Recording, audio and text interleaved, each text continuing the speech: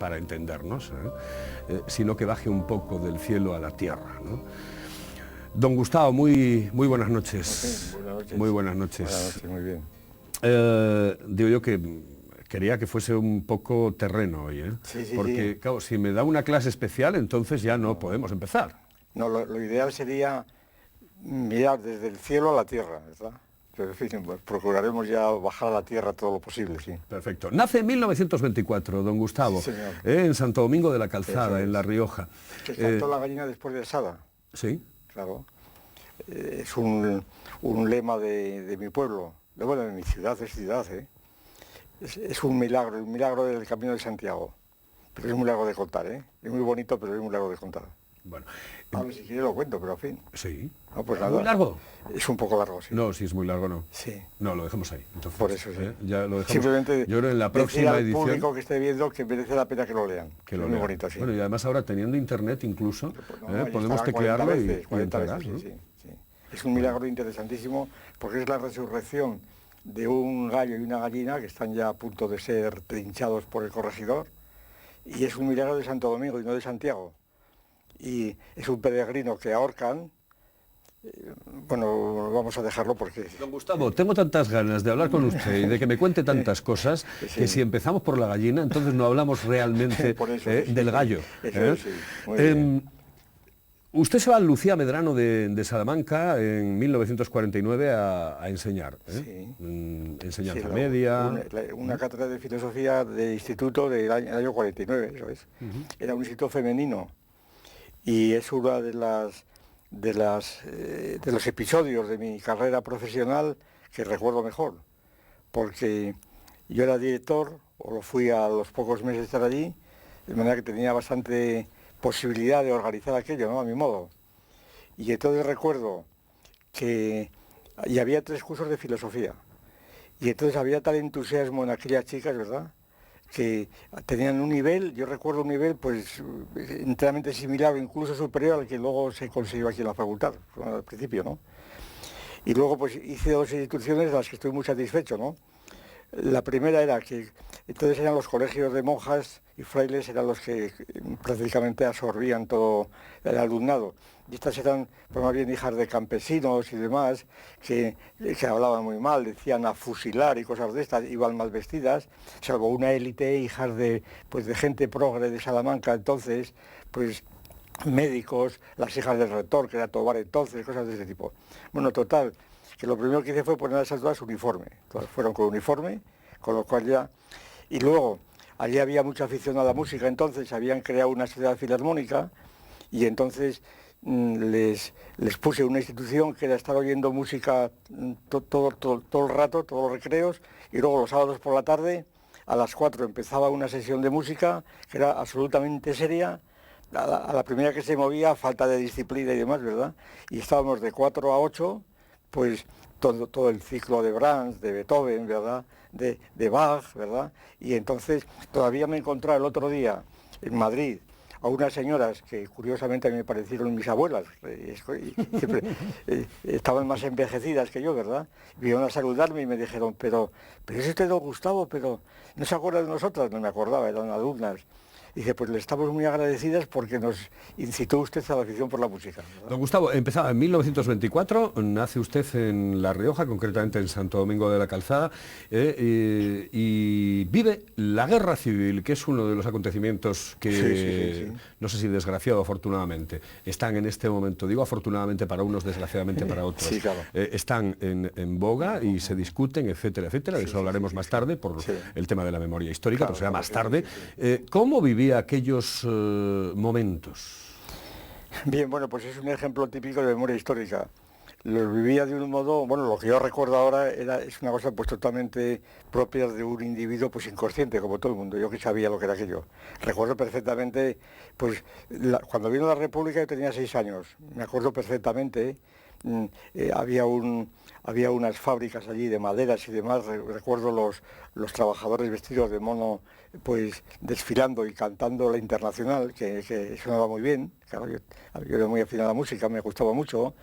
Pues luego cuando vino la República, me acuerdo muy bien también, bueno, me acuerdo de lo que me contaron del fusilamiento de Galán y García Hernández, año 30, porque tenía yo parientes en Jaca y y luego me tocó hacer el ejército en Jaca precisamente.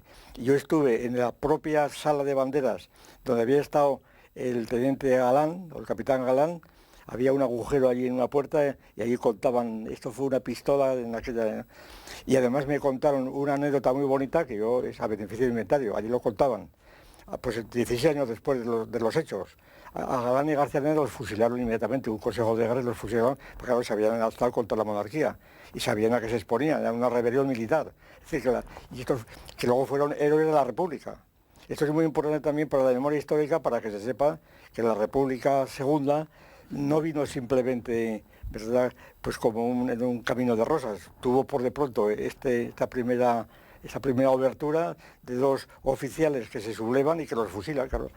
De eso hablaremos más tarde, porque además tenemos el libro de Zapatero y el pensamiento Alicia, del que quiero hablar en la recta final del programa, porque me parece tremendamente interesante y además quiero que los televidentes, en este caso, conozcan perfectamente de qué va este libro.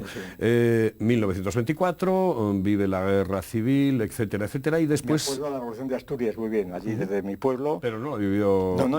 Era de periódico, pues es la memoria histórica. Yo recuerdo la guerra, bueno, la República y la guerra como un continuo agitación y trepidación, ¿verdad?, de violencia, de tiros, de asesinatos. ¿Y en qué bando, no en qué bando ideológico estaba usted en aquel momento, pero en qué bando le tocó vivir? Es decir, en aquel momento Santo Domingo de la Calzada, ¿dónde estaba? ¿Aquí o aquí? Yo recuerdo, estaba realmente pues con las brigadas navarras y todo aquello, estaba de la parte de Franco, por supuesto. Y yo recuerdo, mi padre era médico, mi padre era republicano.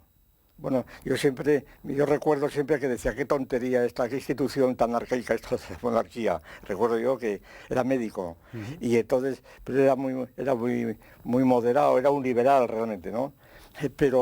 Y luego era republicano, pero teórico, teórico, ¿no? Es que en el sentido que le parecía que teóricamente la monarquía era una institución medieval que debía ya suprimirse, en ese sentido, ¿no? Pero yo lo recuerdo. O sea, era la parte nacional. Sí, usted vivía en la parte nacional. Totalmente, la parte nacional totalmente. Y yo recuerdo, pues, muy bien cuando, pues debió ser el 19 de julio, así, cuando vinieron los camiones de las brigadas navarras, que pararon allí en el Espolón, y entonces reclutaron allí, venga a Madrid, a tomar café en Madrid. Pues se subían a los camiones, pues gente que yo conocía, mayores que yo, pero en fin, yo tenía entonces 12 años o 13, pues ellos tendrían 18 o 20, ¿no? Que son esos 5 años o 6 que marcan una diferencia total de haber estado en la guerra a no haberla estado. Cuando acaba la guerra tiene 16. Claro, por eso, y entonces los recuerdos míos pues son recuerdos de un niño que se interesa por todas estas cosas y que no sabe lo que es, claro que vas a saber, confuso, totalmente confuso, que está muy distanciado de los acontecimientos y crítico, sobre todo crítico. Por ejemplo, a mí me gustaba, igual que me gustaba la Internacional, me gustaba el Carrasol, por razones musicales. Ahora, ¿esto qué tiene que ver? Pues tiene que ver, pues... dice San Juan Crisóstomo que la Iglesia Católica se extendió cantando, ¿verdad? Es decir, el cantar es fundamental, claro, porque esto es un modo de expresar lo que cada uno es, ¿verdad? Y entonces a mí me gustaban esos dos himnos. Por ejemplo, pero claro, ¿qué te quiere decir eso? Puede decir que nada, no se puede decir nada. Yo era absolutamente como todo el mundo de 8 años y de 16 y vamos a seguir adelante, ¿verdad? No sabes lo que es hasta que te vas haciendo idea del mundo que te rodea, ¿no? No se preocupe, bueno, vamos a hablar de todo eso, pero nos vamos directamente a 1960 y ya se viene Asturias. Sí. Usted ya prácticamente es un asturiano más, aunque de nacencia es bueno, riojano. Sí, me vine a Asturias no por razón, no por casualidad, no, sino por decisión, en el sentido siguiente, que yo quería venir a Asturias. Es decir, yo, por esta razón, mi padre había estado en México y tenía una adoración por Asturias realmente increíble, de manera que Villaviciosa, por ejemplo, que tenía unos amigos allí, y yo aprendí a tocar el piano con unos regalos que le hicieron así del gaitero. Villaviciosa hermosa, ¿verdad? Una cosa que repartían allí. Y entonces estaba todo lleno de fotografías de Asturias y demás, y era una tierra mítica. Y luego de un abuelo mío, pues yo heredé el Teatro Crítico de Feijóo, que lo leí en aquella, que lo tengo todavía aquí como natural, lo tengo ahí en Niembro ahora, y allí pues a través de Feijóo pues te ibas leyendo pues cosas de Oviedo continuamente por todos los lados. Es decir, yo prácticamente Asturias la consideraba siempre pues como una especie de tu propia patria. Era el origen de tu patria. Esa es la idea que yo tenía, que es lo que después se ha llamado despectivamente el covadonguismo, ¿verdad? Esa es la idea que tenía y la que sigo teniendo, ¿verdad? Llega en el 60, está hasta 1998, concretamente en el año que nos toca, o que me toca a mí, estar en la facultad es 1979-80, ahí se rompe una pierna un día, ¿verdad? Sí, es verdad, una anécdota. Sí, no, ¿qué hacía usted en el 80? En el 80 Estábamos en el Valdés Salas, en aquella facultad que se llamaba Psicología, Filosofía y Ciencias de la Educación. Efectivamente, Se rompe la pierna. Me rompo la pierna porque estoy jugando con una perra, una perra muy guapa, de esas típicas pastores alemanes, ¿no? La maca le llamábamos. Y entonces me meto la pierna en un agujero del cueto y al tirarle un palo para que lo cogiera, pues me caigo y me rompo la tibia del peroné. Me lo tuve que poner hasta brillas, llamaron a una ambulancia y me trajeron a Oviedo. Y además tuve la mala suerte que me tocó en plena recuperación, ¿verdad? Que con unas muletas me tocó dar la lección de apertura de curso del año 80, me parece. Es más, el discurso de apertura lo escribí en la cama del hospital, lo edité desde allí. La gente dirá, y bueno, ¿y para qué nos cuenta lo de la pierna? Pues porque ese día deja de fumar. Sí, efectivamente, sí. Claro. Porque usted era un fumador empedernido, fumaba bastante. Fumaba 3 cajetillas diarias. 3 cajetillas diarias. Sí, lo que pasa es que no tragaba el humo, ¿eh? Y además lo fumaba sobre todo escribiendo. Más aún, cuando dejé de fumar, dejé de escribir casi 2 años. Que por fortuna lo dediqué a leer, y luego ya me fui recuperando porque me era imposible coger la pluma sin tener el pitillo por el otro lado. Y entonces eso me sirvió de este asunto. Y además lo hice, digo por si a alguien le puede servir. La dejé de fumar mediante un ritual previo que fue el siguiente. Estaba yo en Santo Domingo, donde tenemos un huerto con un pozo típico de esos medievales, ¿no? Y el día de mi santo me regalaron 3 cartones de ducados, que realmente era una lujuria, ¿verdad? 3 cartones de ducados, entonces digo, bueno, ¿qué hago yo con 3 cartones de ducados? Y entonces tomé una resolución inmediata, lo cogí y los tiré al pozo, los 3. Claro, esto ya me ató porque al día siguiente, digo, pero ¿cómo voy a comprar ya el otro paquete de ducados si está en...? Y los ducados los empecé a fumar yo porque yo antes fumaba, incluso en la facultad, de aquello de picadura. El tabaco de guitarra que llamaban, porque se te caían y empezabas a hacer así, claro, te hacías agujeros en la chaqueta y entonces en casa te ponían verde y entonces dije, vamos a pasarnos a esto. Eso fue. O sea, dejó de fumar ahí y bueno, hay dos años prácticamente sin escribir. Claro. Son épocas del cierre categorial, una época maravillosa. Que no vamos a hablar de ella, don Gustavo, sabe usted que yo lo pactamos antes de la entrevista, no vamos a hablar del cierre categorial. Son épocas en las que, bueno, prácticamente estamos en el... Por cierto, ahora estoy escribiendo el 6º tomo de esa teoría. Está publicado 5. 6º tomo ya. Y ahora estoy con el 6º. No que excuso decir cómo no vamos a hablar no vamos a hablar del cierre categorial, ese materialismo filosófico que don Gustavo, bueno, creo que con todo el saber del mundo, pues expuso ya en su momento y que va por sexto tomo. El 6º tomo, sexto tomo. Pero vamos a bajar un poco a la tierra, ¿no? Y bajando a la tierra, se me ocurre que, yo no sé si le molesta la pregunta, ¿usted era de izquierdas y se hizo de derechas? Ya. No, yo nunca fui de izquierda ni de derecha. Es decir, como una cosa es que tuviera más unos amigos en un lado o en otro, ¿verdad? Pero precisamente ha sido uno de los temas constantes en mi caso, y he publicado un libro titulado El mito de la izquierda, que es el libro que más enemigos me ha concitado y que más se ha vendido, por otra parte, ¿verdad? En ediciones de bolsillo, por todos los lados. O sea, ha influido muchísimo este libro. La cantidad de cartas con insultos, con alabanzas que tengo en carpetas, ¿verdad? Entonces, en este libro yo intento demostrar, siguiendo además la tradición, pues le voy a decir, lo que en España se considera la izquierda extrema, a saber, Lenin, Stalin y Mao, ¿verdad? Estos 3 grandes, pues, líderes del comunismo en el sentido estricto, pues consideraron que la distinción de izquierda y derecha es una distinción burguesa, que debe ser eliminada. Y además con razón a mi juicio, porque esta distinción apareció en la Revolución Francesa, que era una revolución burguesa. De manera que ese concepto de izquierda y derecha pues sirvió muy bien todo el siglo XIX, parte del XX, ¿hasta cuándo? Hasta la caída de la Unión Soviética, precisamente. ¿Pero estaba usted alineado con la izquierda? Es decir, ¿era usted comunista? No, yo nunca me milité en el comunismo, no. Yo lo que explicaba era el marxismo, pero muy críticamente, y además he sostenido siempre que el que no ha pasado por la experiencia marxista, pues está en la higuera, en todo lo que tiene que ver con temas de antropología, de filosofía de la historia. Es decir, yo muchas veces he criticado, por ejemplo, vamos, no es que me meta con él, pero a Julián Marías. Me pregunta, ¿qué le parece a usted a Julián Marías como historiador, como filósofo de la historia? Digo, pues está muy bien, pero no ha pasado por el marxismo y entonces es como pretender hablar de biología sin pasar por Darwin, ¿verdad? Es imposible. Es decir, ¿Por qué se le asoció entonces con el comunismo en un momento determinado o con la extrema izquierda? Por los amigos, porque la gente asocia, la gente habla de oídas. Es decir, porque yo estaba explicando a Marx siempre, pero críticamente. Es decir, yo ya hace lo menos 30 años, en una revista del Partido Comunista, yo publiqué un artículo que me pidieron sobre un Stilpunkt de Marx. Un Stilpunkt es la vuelta del revés en alemán, la vuelta del calcetín, ¿verdad? Que es la frase que Marx aplicó a Hegel.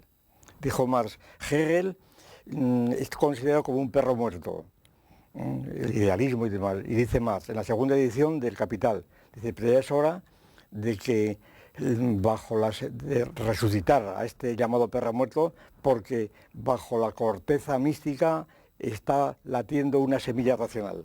Hay que darle la vuelta de revés. Pues esto mismo lo aplicaba yo a Marx respecto de, pues eso, respecto del materialismo filosófico. Cerca de la izquierda. En el momento, por ejemplo, de la izquierda, no, es que la izquierda, es que en este momento, tal como desde mi plataforma actual, la izquierda ya no dejó de existir totalmente cuando cayó la Unión Soviética.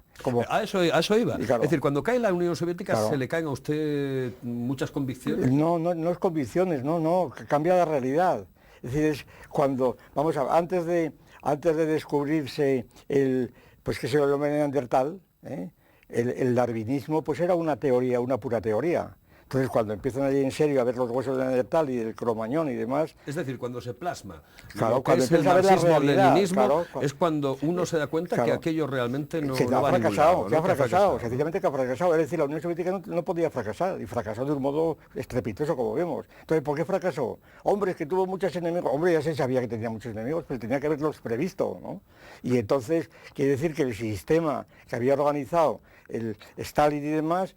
Claro, sirvió para elevar a la Rusia de una situación pues casi prehistórica, esclavista casi, elevarla pues a la tercera potencia mundial. Claro, o sea que mediante unos genocidios completos, sobre todo en los planes quinquenales, que si no fuera por eso no hubieran sido posibles.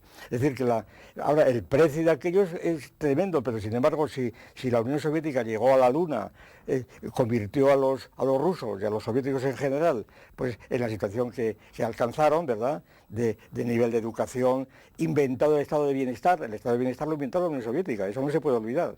Es decir, seguridad social, enseñanza gratuita, todo eso la Unión Soviética. De ahí luego lo tomó el New Deal de Roosevelt, después el plan Beveridge de Inglaterra y después ya se generalizó por todos.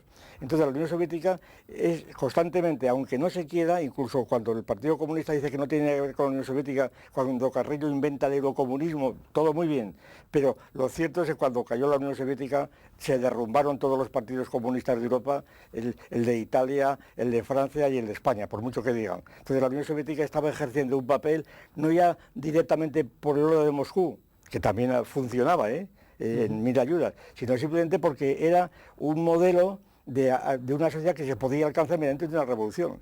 Cuando aquello cae sin tener que haber caído, entonces inmediatamente hay que meditar, y el que no medita yo creo que no está en la realidad, está simplemente hablando de ideologías. Y ahí me decían el otro día un poco en relación con esto, un amigo que está haciendo un libro sobre mí, que le han encargado una editorial, muy bien. Lo está haciendo muy bien. Y me dijo, hace 5 o 6 años. Me dijo, oiga usted, por favor, no siga publicando libros porque no puedo terminar el mío, ¿verdad? Y bueno, ¿qué quiere? Claro, él me está viendo ya como perro muerto, ya estoy cristalizado, yo estoy acabado, y entonces hace muy bien mi biografía, pero no quiere que siga funcionando. Pues es todo lo mismo. No es que la Unión Soviética fue fundamental. ¿La izquierda es un fracaso? No, es una evolución. La izquierda, el concepto de izquierda literal, para que la gente se entere, la izquierda aparece con los jacobinos de la Revolución Francesa, porque se sientan a la izquierda contra el antiguo régimen, que es la derecha, el antiguo régimen, es decir, el trono y el altar. Y eso es la izquierda. ¿Habría que reinventarla? Hombre, hay varias generaciones de izquierda. Yo en el libro distingo 6 generaciones de izquierda, es decir, la izquierda jacobina, francesa, la izquierda liberal, que es producto español típico, en las Cortes de Cádiz.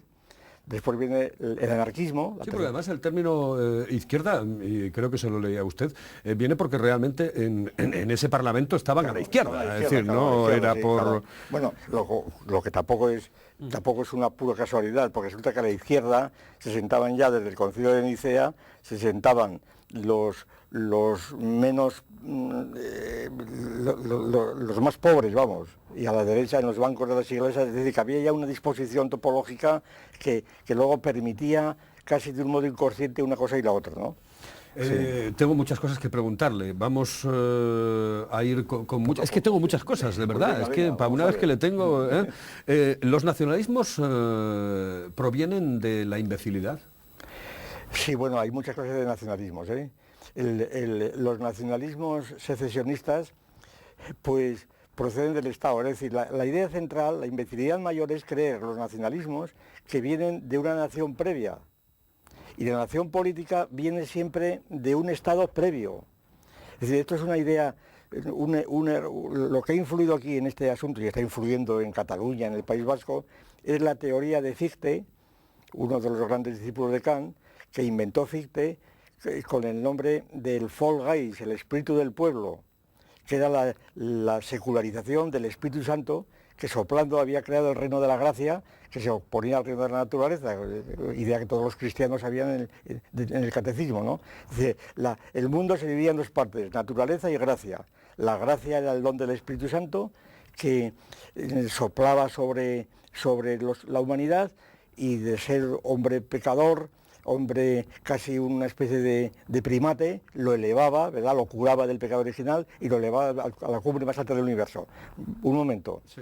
Entonces, cuando se pierde la fe en el Espíritu Santo se convierte en el espíritu del pueblo. Y lo que sopla el espíritu del pueblo en el pueblo no es la gracia, es la cultura. Y ahí empieza la idea de cultura, que luego echa a andar en todo el siglo XIX, se hace pública con Bismarck, la lucha por la cultura, y de ahí la toma todo el mundo, ¿no? Y de ahí viene la idea que tiene usted de que la imbecilidad de esos grupos históricos están ligados al clero y a la... Ese es el mito de la cultura, claro. A la pedagogía, es decir, a los maestros, concretamente. Es la secularización del clero, realmente, es el clero. El propio Fichte había estudiado teología, es decir, todo era el clero. Y los nacionalismos...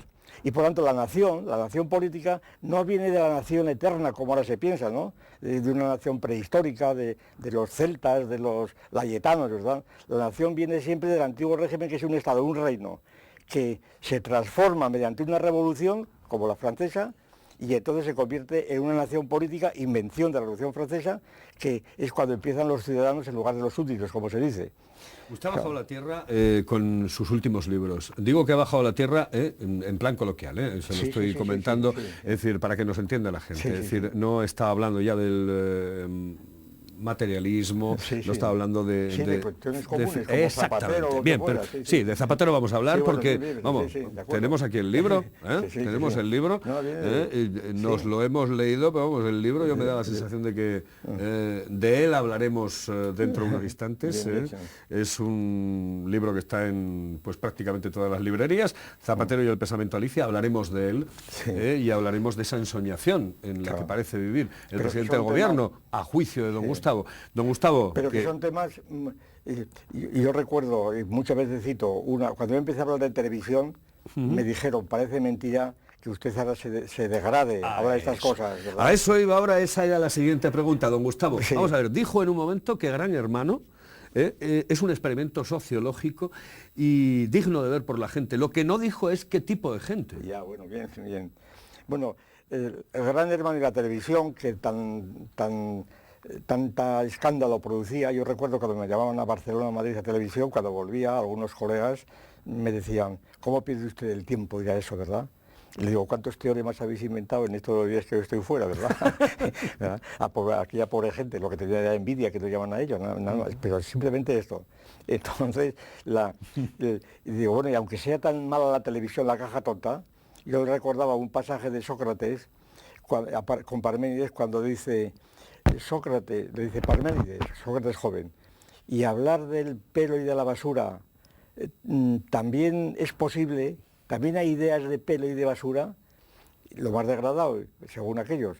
Y dice, sí, le dice Parménides, todavía eres joven y no te das cuenta que el pelo y la basura son objetos tan dignos y tan importantes de hablar como hablar del bien y de Dios y de lo que fuera, ¿verdad? Bueno, seguimos hablando dentro de un instante. Sí, sí. Nos vamos, señoras y señores, con unos minutos de publicidad, pero no se me vayan porque queda posiblemente lo más interesante, que es hablar del libro y hablar de otras cosas que le vamos a preguntar a don Gustavo Bueno, que ha bajado un poco de ese cielo. Absolutamente, de esas nubes, sí que si me lo decía él, lo de las nubes, de esas nubes en las que se puede encontrar en un momento determinado para cualquier ser terreno, para la gente que andamos a pie por la calle, con sus clases magistrales. Claro, esas clases son para gente que puede leer ese tipo de libros, pero cuando baja, don Gustavo nos gusta más a los ciudadanos de a pie, como se suele decir vulgarmente, entre comillas, como diría el otro, entre comillas. Señoras, señores, volvemos, nada, en unos minutos.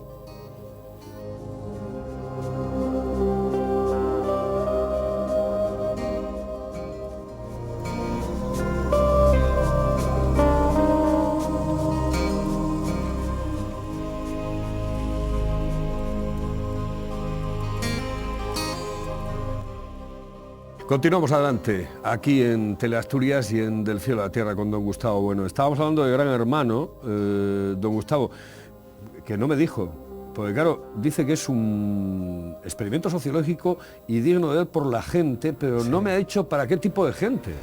Bueno, pues para diferentes tipos de gente, cada uno saca una cosa, ¿no?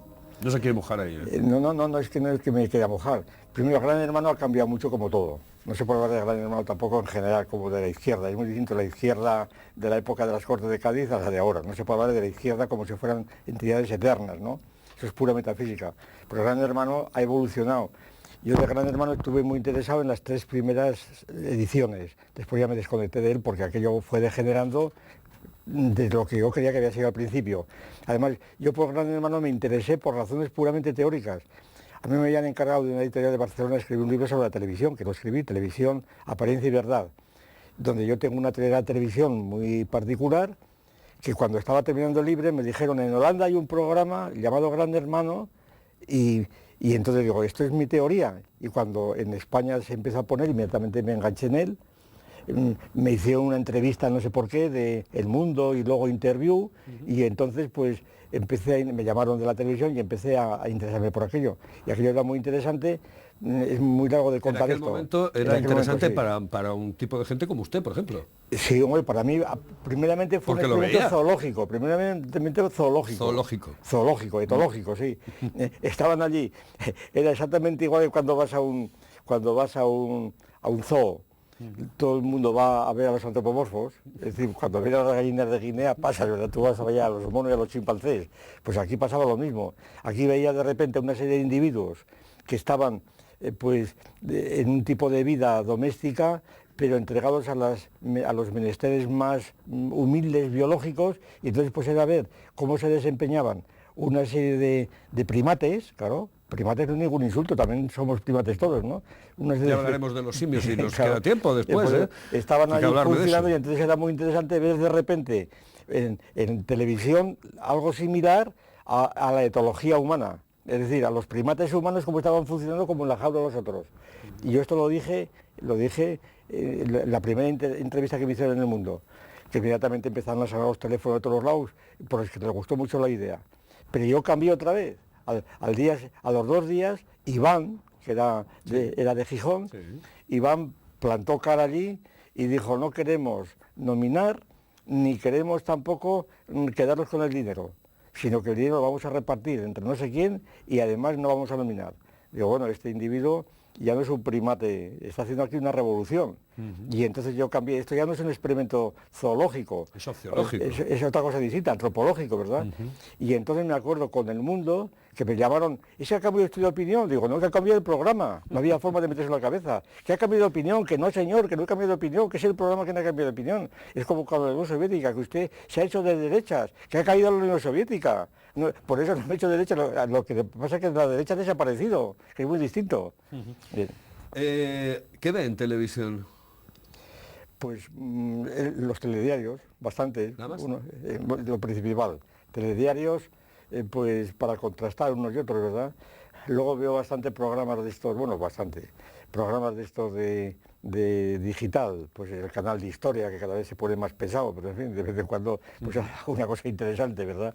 Pues programas musicales, pero vamos, muy poco porque no tengo tiempo, realmente. Esencialmente, claro, le voy a hacer una pregunta muy difícil, muy complicada, ¿eh? Digo complicada para responder en muy poco tiempo. ¿En qué se diferencian la izquierda y la derecha actualmente? Pues actualmente, políticamente, en casi nada.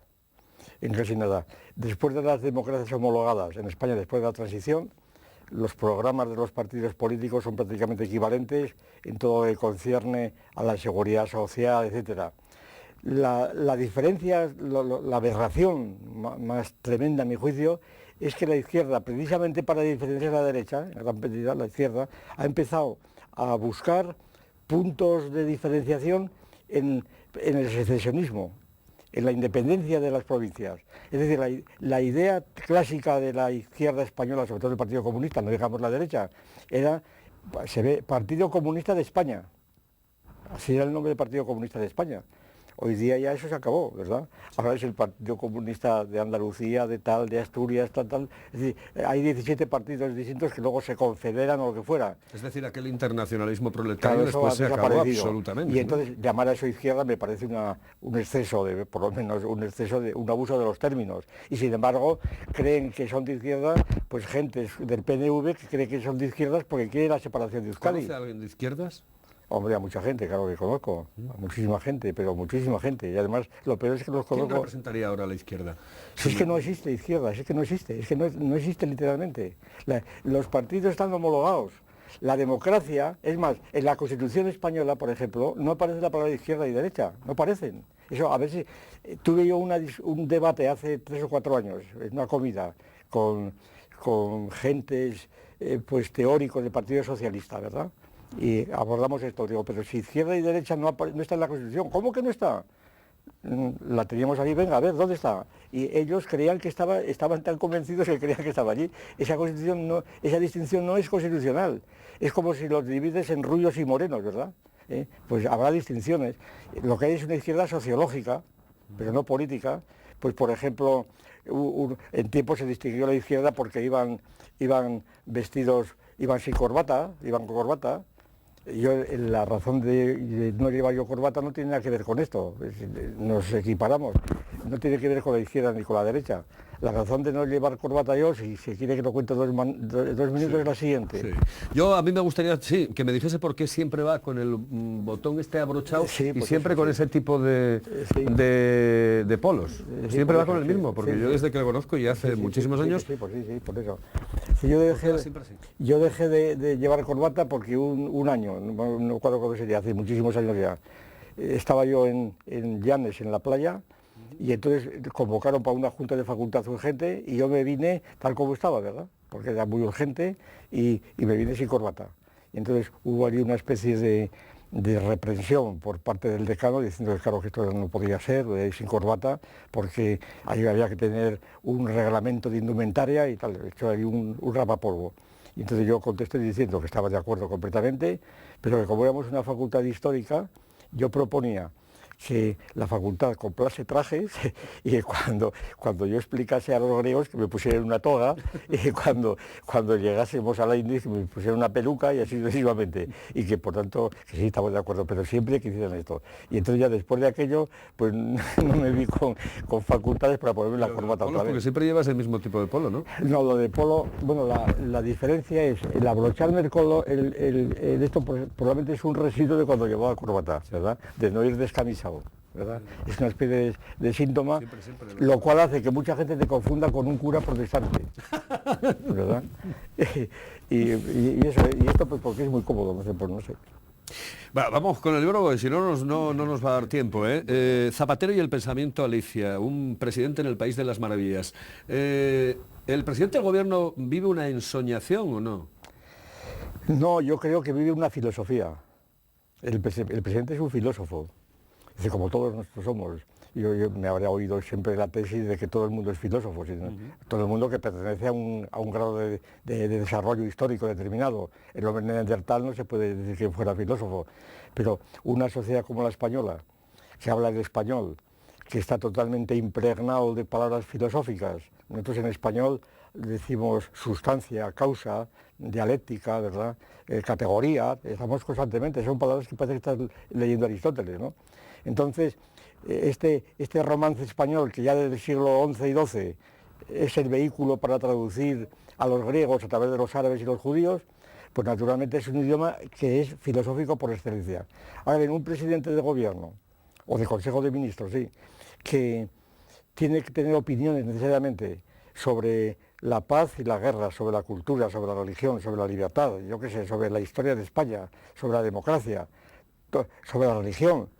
Todas estas opiniones más o menos coherentes constituyen una filosofía. Es decir, no se llamará filósofo, pero lo es. Y entonces tiene una filosofía. Sí, pero usted le llamó trilero. Bueno, bien, un momento. Pero esta filosofía que todo el mundo tenemos, pues unas veces es muy mala y otras veces menos mala, ¿verdad? Y otras veces es tan mala, que llega el pensamiento Alicia. Y que no es que se le haya inventado Zapatero. La filosofía, el intento del libro es tratar de demostrar por patriotismo, ¿verdad?, con quiénes jugamos los cuartos. Es decir, quién es el Zapatero y su grupo que están respirando esa ideología que yo llamo pensamiento Alicia. Yo intento identificar esa filosofía, objetivamente, pues con una tradición precisamente de la institución de vida de enseñanza, que corre desde Julián Sanz del Río, autor del Ideal de la Humanidad, y de Krause, autor de la Alianza de la Humanidad, ¿verdad?, y de la Fraternidad Masónica Universal, ¿verdad?, que ya empieza a vincularse, y después de la institución de enseñanza, Ginés de los Ríos, Fernando de los Ríos, en la Segunda República, que también era krausista.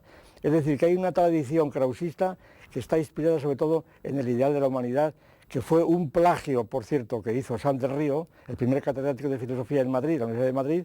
Lo mandaron a Alemania a estudiar lo que había por allí, y allí el hombre pues se encariñó con Krause, por razones que están muy estudiadas, y entonces escribió el Ideal de la Humanidad, que luego resultó ser un plagio que había traducido unos artículos de Krause. Pero don Gustavo le llamó trilero, es decir, como sí, que estaba engañando al pueblo, es decir, que a la gente que le había votado, Zapatero lo estaba engañando. Lo de trilero fue lo siguiente, me preguntó un periodista, ¿entonces usted cree que Zapatero es tonto? Yo dije, no, de ninguna manera, ¿cómo va a ser tonto? Yo siempre tengo como regla, alguien que ha sido elegido en unas primarias en un partido político no puede ser tonto, porque el partido puede ser tonto uno que pones a dedo, ¿verdad? Un rey o lo que fuera puede ser tonto, pero un partido político tiene que tener una serie de virtudes, sobre todo oratorias y retóricas. Entonces Zapatero no puede ser tonto. Entonces, ¿qué tipo de inteligencia tiene? Hombre, pues inteligencia filosófica nula. Desde el punto de vista filosófico es una nulidad, es una cosa penosa. Ahora, tiene una inteligencia práctica, política, social, pues, y dije, como la tiene un trilero que te engaña, un taur que te engaña, y es más listo que tú vas allí a una mesa de taur. Todo estaba bonita, ¿no? Y todo estaba bonita y te engañan, y entonces dices, pues estás engañado.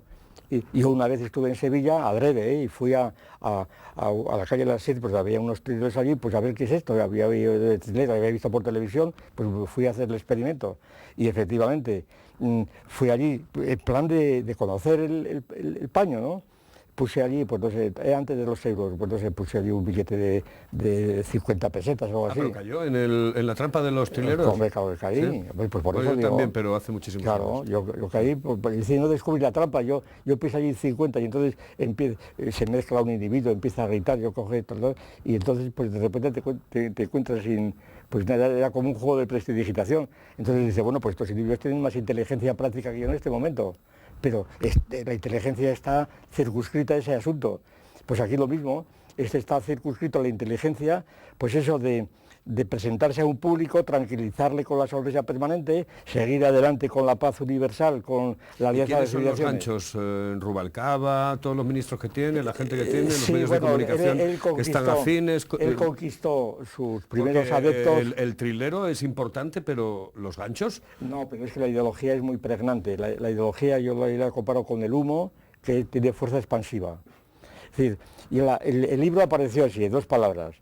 El año pasado yo leí la revista Marie Claire, una entrevista que le hacían a Zapatero, donde contaba cómo en la ONU de repente sintió una especie de revelación que dijo Alianza de la Humanidad, panacea para todos los problemas de la paz universal.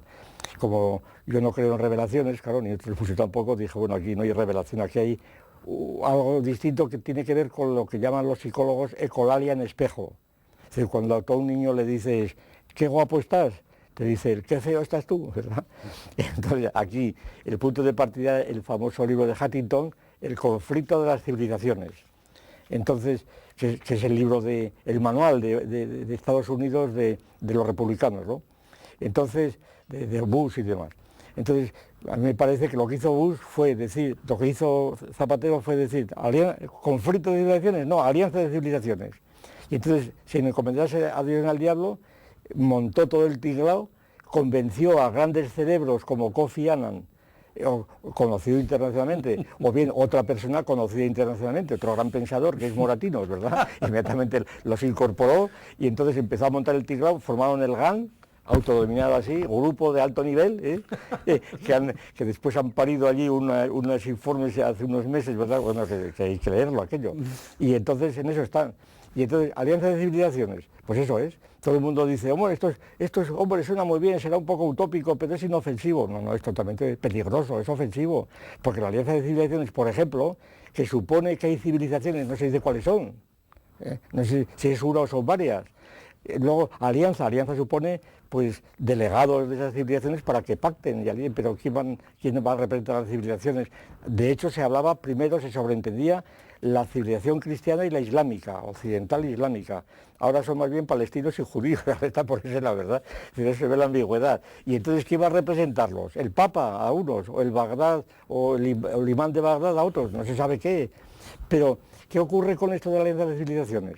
Pues ocurre que las civilizaciones no están definidas, ni se pueden definir, ni se sabe lo que son, además se deja fuera a la India, a la China, etcétera. Es decir, el foco es totalmente circunscrito y entonces con esta alianza de civilizaciones lo que se hace es encubrir una serie de políticas concretas, como puede ser la relación con los musulmanes, que es peligrosísima y con los cuales no caben alianzas. O con la ETA no cabe alianza.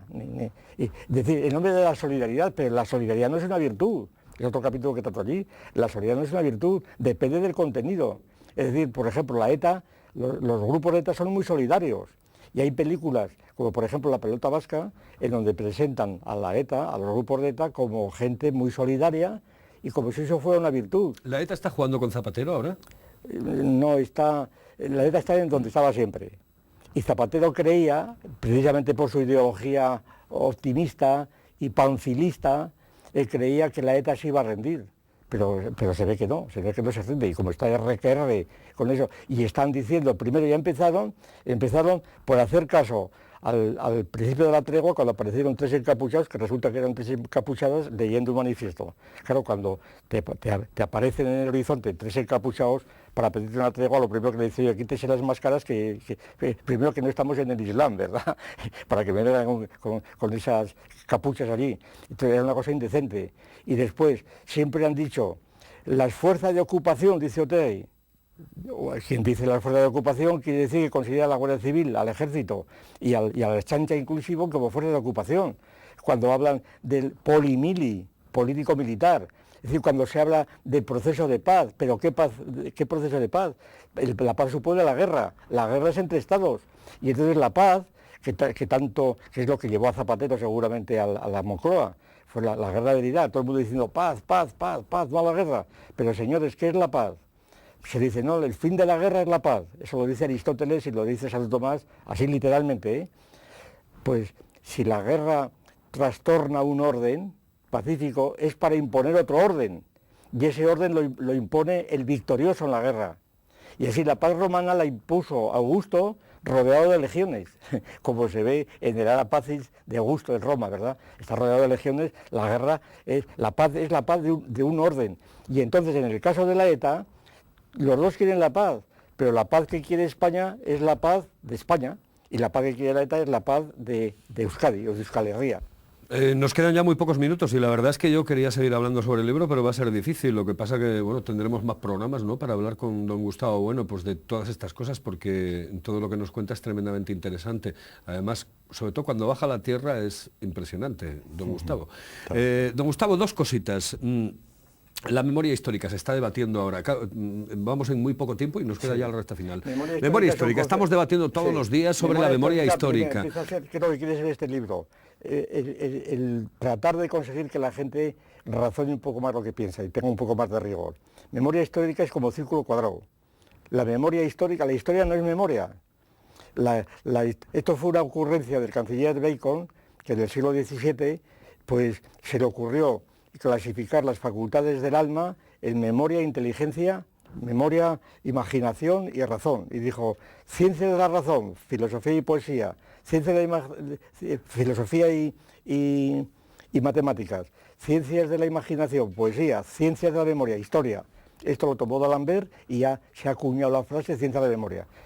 La memoria es una facultad individual, cada cual tiene la memoria de lo que él ha vivido, de lo que ha experimentado, la memoria episódica que se llama, y lo demás no es memoria personal. Rememorar todo claro, lo que ocurrió en la guerra civil, infancia, intentar... Sí. Ahora, como cada cual rememora cosas totalmente inconexas, porque está sesgada, la propia memoria es falsa, es decir, la historia en gran parte tiene que destruir la memoria. La historia tiene que destruir la memoria. Yo, por ejemplo, yo puedo contar rápidamente una anécdota personal. Hace muchos años, cuando la transición, vinieron a hacerme una encuesta sobre a ver cómo había habido en la universidad, cómo se había producido los movimientos estudiantiles contra el franquismo y demás. Pues, y era una encuesta muy precisa.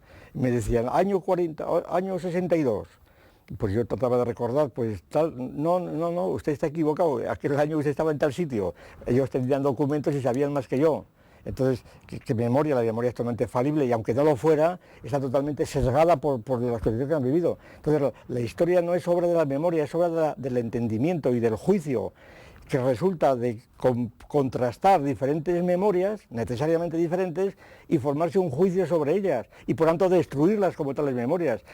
El testimonio de los mártires, que es lo que significa testigos, mártires, es un testimonio, es una fuente de la historia, pero luego están otras fuentes, están, pues por ejemplo, los fusiles, que se conservan, las reliquias, los monumentos, están los pantanos, ¿verdad?, las obras de arte, esa es la historia, las carreteras, todo eso es la historia, y no solamente lo que alguien recuerda, que es siempre, hay que siempre someterlo a crítica. Por tanto, cuando a mí empieza alguien que sale a la palestra, va a decir, es que a mí me fusilaron, tal, y puedes contar, y yo puedo contar 40.000 cosas por el estilo, eso no tiene ningún valor histórico. Sé que no le gusta, pero respóndame casi con un sí o un no. Ya sé que no le gusta, y además es imposible que le guste un filósofo, y menos a Gustavo Bueno.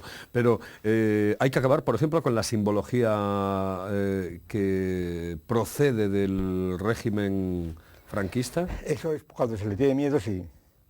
Cuando se tiene miedo, sí. Es como cuando en Gijón querían quitar a Girón de la Universidad Laboral. Pero coño, se le ha ido Girón. Si contra las cosas que se han hecho no se pueden destruir, es imposible. Es decir, el de Girón la hizo, tú la podrás quitar, pero la hizo Girón. Bien, la seguridad social la hizo Girón, o por Dios contribuyó, entonces tú no puedes olvidar eso porque es inventarte la historia. Es decir, entonces, quien tiene miedo, quien no sabe digerirlo, y la prueba de quienes propugnan la memoria histórica es que tienen mucho miedo todavía al franquismo. Tienen mucho miedo, están presos del pasado completamente. ¿Le gustaría que lo clonasen a usted, don Gustavo? Hombre, si no fuera de espinas, ¿verdad? Si no fuera con la corona de espinas, pues bueno. Pero no, como rey no, nada, ni hablar, nada. Además, hombre, eso sí que es una pregunta surrealista que me clonasen. Ah, no clonasen. Ah, quería decir Gustavo, no, por favor, ¿cómo le voy a poner yo una...? Ah, que le está metiendo coronasen. Clonasen, ya. Digo, como... Ah, bueno, ya, es imposible. Por lo de la clonación. Sí, es imposible. Sí. La clonación es imposible. Porque aunque fuera muy parecido desde el punto de vista físico, pues sin embargo, la clonación... La de las ovejas Dolly, ¿verdad? Es totalmente imposible, porque si fueran iguales no se distinguirían, es el principio de los indiscernibles, ¿verdad? Decía, y dice en lo que es la carátula del libro Zapatero y el pensamiento Alicia, un presidente en el País de las Maravillas de Gustavo Bueno, Francisco Umbral, Paco Umbral, que Gustavo Bueno es uno de los pocos pensadores serios que nos van quedando. Bueno, yo lo que sí sé es que es un contertulio admirable, que es un hombre al que... resulta un placer tenerlo en un estudio de televisión y que aunque uno le tiene mucho respeto, como es mi caso, en este caso concreto ya lo digo porque fue mi profesor y cuando uno es profesor, pues ¿qué quiere que les diga? ¿Tú cómo le vas a preguntar algo al profesor sin tener como mínimo la forma de poder responderle? Yo el miedo que le tengo a Gustavo es que me pregunte él a mí, es decir, mientras no sea así... Don Gustavo, muchísimas gracias, ha sido un placer estar termino con yo nosotros. Con aquella frase de Nietzsche. No hay mejor discípulo que el que supera al maestro, que es su caso, ¿no? Muchísimas gracias, don Gustavo. Muy bien. Muy buenas noches. Buenas noches. Señoras y señores, volvemos el próximo jueves aquí en Teleasturias.